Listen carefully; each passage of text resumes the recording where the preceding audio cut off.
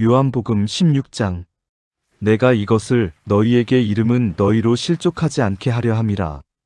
예수님께서 15장에서 말씀하신 밖에 예고의 목적을 분명히 하셨도다. 실족하지 않게 하려는 것이 목적이었으니 헬라어 스칸달리조는 걸려 넘어지다라는 의미로 믿음에서 떠나거나 좌절하지 않도록 미리 준비시키려는 사랑의 배려였다. 예기치 못한 시련이 닥칠 때 제자들이 당황하거나 믿음을 잃지 않도록 미리 알려주신 것이었도다. 사람들이 너희를 출교할 뿐만 아니라 때가 이르면 무릇 너희를 죽이는 자가 생각하기를 이것이 하나님을 섬기는 예라 하리라. 박해의 두 단계가 제시되었도다. 첫 단계는 출교와 포신하고고스였으니 이는 회당에서 추방되는 것으로 사회적, 경제적 격리를 의미했다. 두 번째 단계는 죽이는 것이었는데 더욱 심각한 것은 그들이 이것을 하나님을 섬기는 일로 여길 것이라는 점이었다. 역사적으로 이는 정확히 성취되었으니 사도행전에서 보듯이 사울 바울이 그리스도인들을 박해할 때도 자신이 하나님을 열심히 섬긴다고 생각했던 것이다. 종교적 열심이 잘못된 방향으로 흐를 때 얼마나 위험한지를 보여주는 경고였도다. 그들이 이같이 할 것은 아버지와 나를 알지 못함이라. 박해의 근본 원인이 무지라고 지적하셨도다. 알지 못함은 단순한 지적 무지가 아니라 영적 무지를 의미하는 것이었으니 하나님과 예수님에 대한 참된 인식의 부재를 가리키는 것이었다. 이는 박해자들에 대한 어느 정도의 변명이자 동시에 그들의 영적 상태에 대한 진단이기도 하였다. 오직 내가 이 말을 너희에게 이름은 너희에게 그때가 이르면 내가 너희에게 말한 것을 기억하게 하려 함이라. 처음부터 내가 이 말을 하지 아니한 것은 내가 너희와 함께 있었음이라. 예수님께서 지금에 와서야 이런 박해 예고를 자세히 하시는 이유를 설명하셨도다. 처음부터 이런 말씀을 하지 않으신 것은 예수님께서 함께 계셨기 때문에 제자들이 보호받고 있었기 때문이었다. 그러나 이제 떠나실 시점에서 미리 알려주셔야 그때가 되었을 때 당황하지 않을 것이라는 배려였다. 지금 내가 나를 보내신 이에게로 가는데 너희 중에서 나더러 어디로 가느냐 묻는 자가 없고 제자들의 태도에 대한 안타까움이 드러나는 말씀이었도다. 13장에서 베드로와 도마가 질문했지만 지금은 아무도 예수님의 가실 곳에 대해 관심을 보이지 않고 있었다.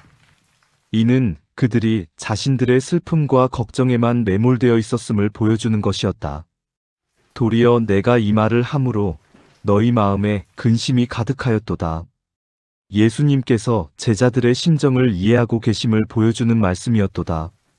떠나신다는 소식과 앞으로 당할 박해에 대한 예고가 그들의 마음을 근심으로 가득 채웠다는 것을 아셨던 것이다. 그러하나 내가 너희에게 실상을 말하노니 내가 떠나가는 것이 너희에게 유익이라. 내가 떠나가지 아니하면 보혜사가 너희에게로 오시지 아니할 것이요 가면 내가 그를 너희에게로 보내리라. 예수님의 떠나심이 오히려 제자들에게 유익이 될 것이라는 놀라운 역설이었도다.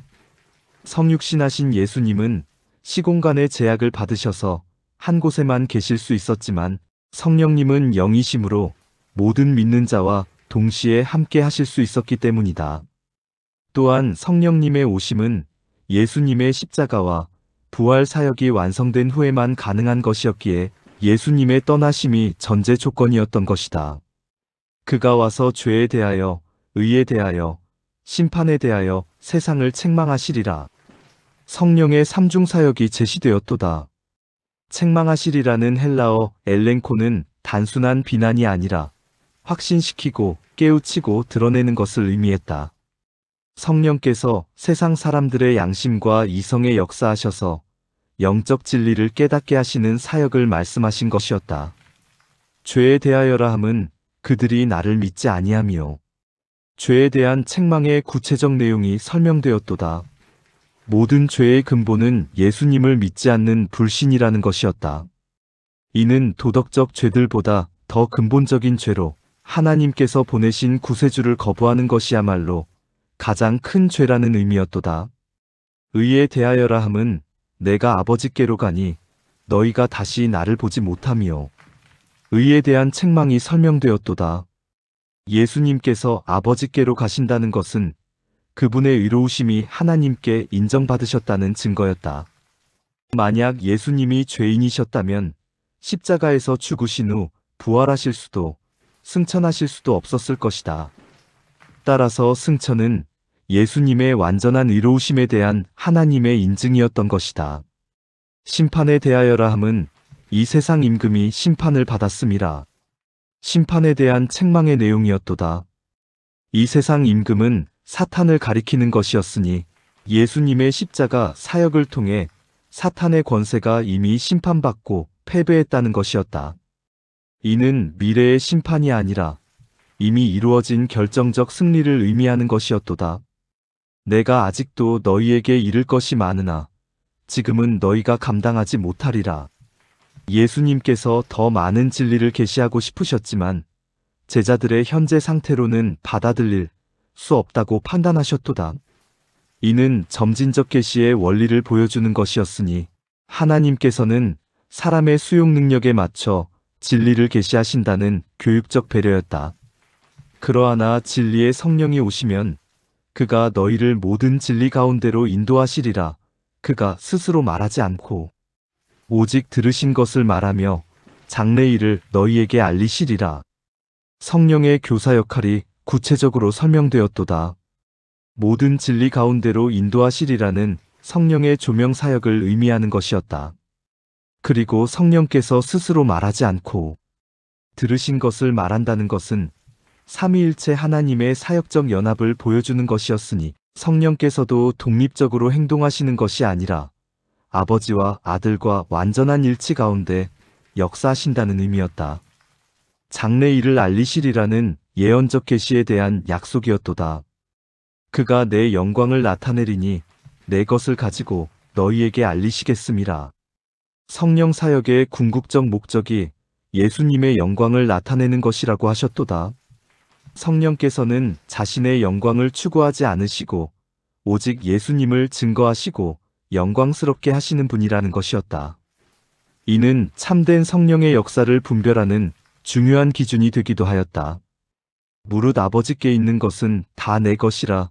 그러므로 내가 말하기를 그가 내 것을 가지고 너희에게 알리시겠다 하였노라.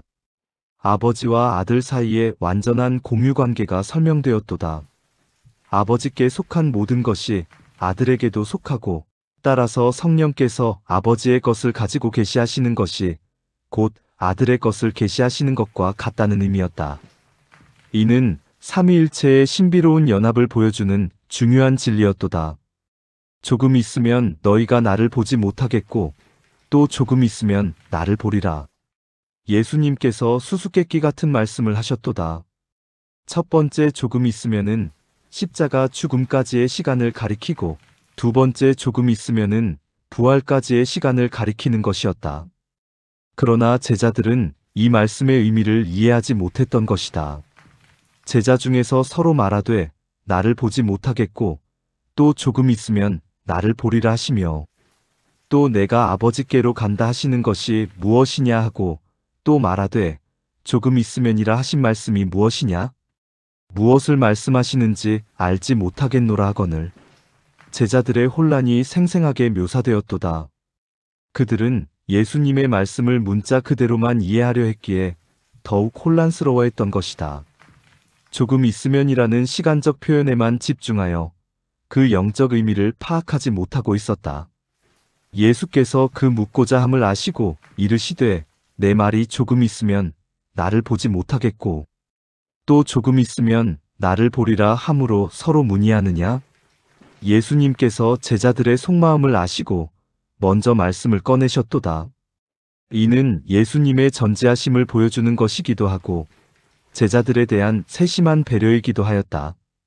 진실로 진실로 너희에게 이르노니 너희는 곡하고 애통하겠으나 세상은 기뻐하리라. 너희는 근심하겠으나 너희 근심이 도리어 기쁨이 되리라.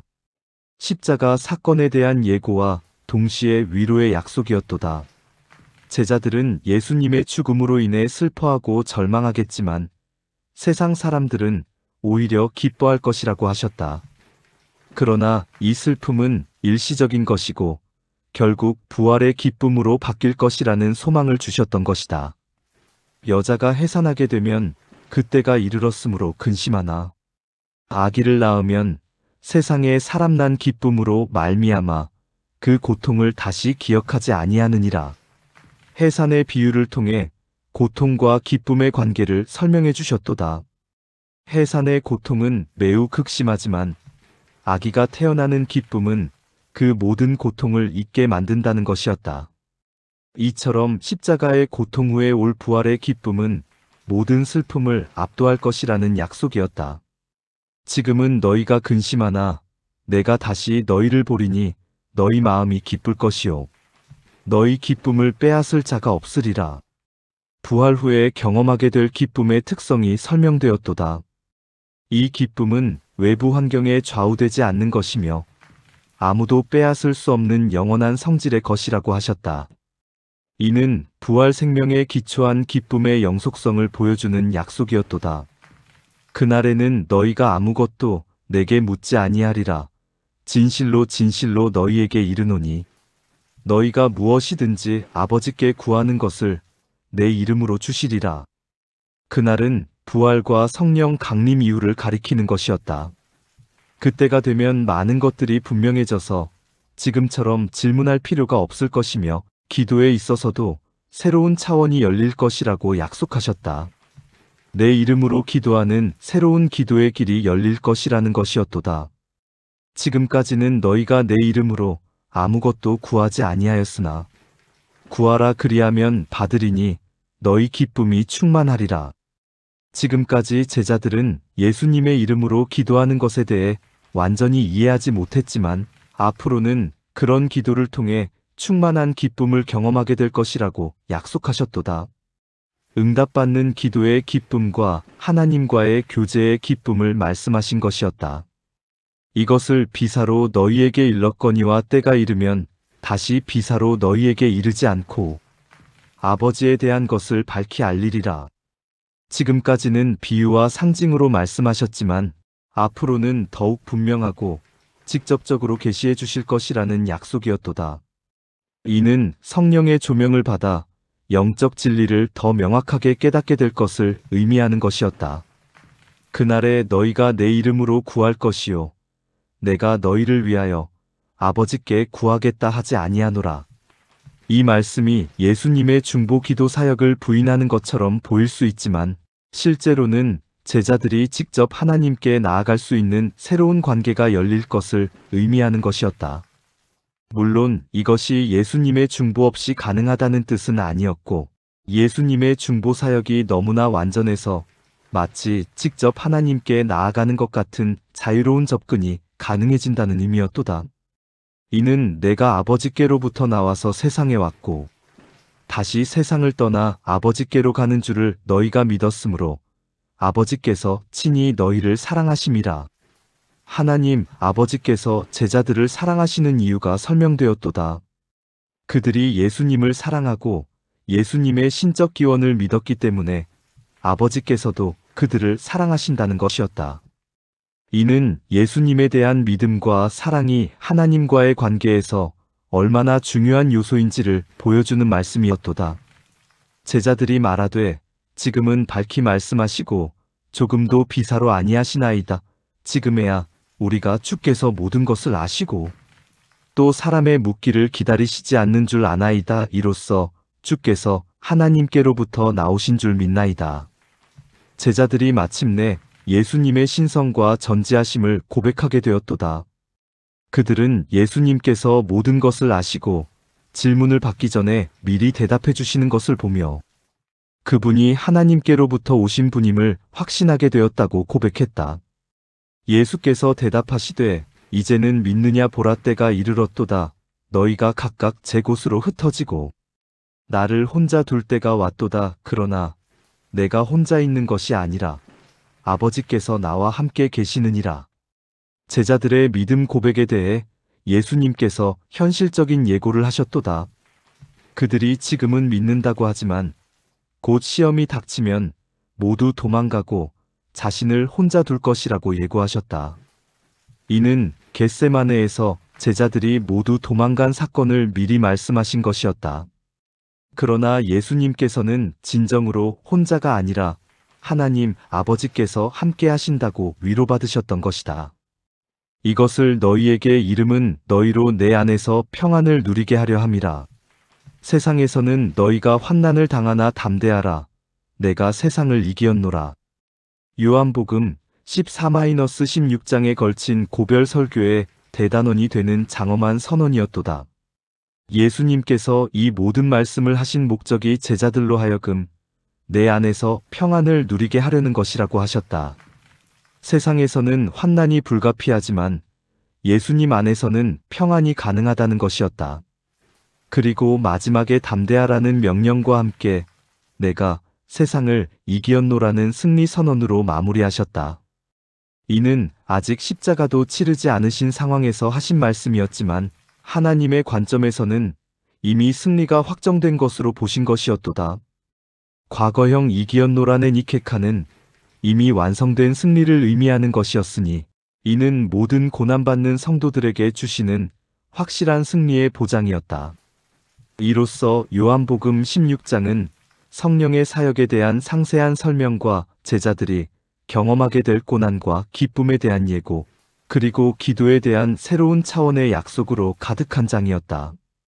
특히 성령의 삼중 사역죄, 의 심판에 대한 책망은 성령론의 중요한 기초가 되었고, 해산의 비유를 통한 고난과 기쁨의 관계는 모든 고난받는 성도들에게 소망을 주는 진리였다.